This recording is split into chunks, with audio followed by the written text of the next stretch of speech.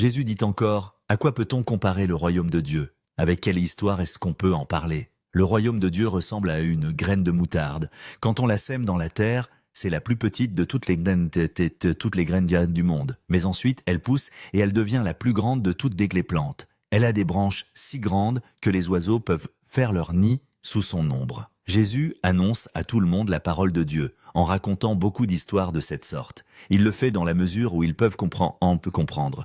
Jésus leur parle toujours avec des comparaisons, mais quand il est seul avec ses disciples, il leur explique tout.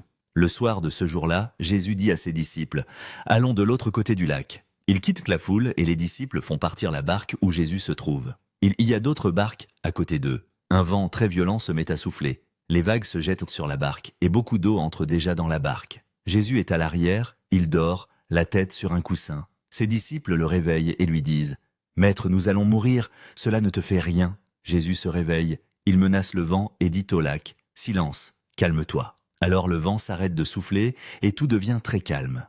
Jésus dit à ses disciples « Pourquoi est-ce que vous avez peur? Vous n'avez donc pas encore de foi. » Mais les disciples sont effrayés et ils se disent entre eux « Qui donc est cet homme? Même le vent et l'eau lui obéissent. » Marc 4, 30, 41.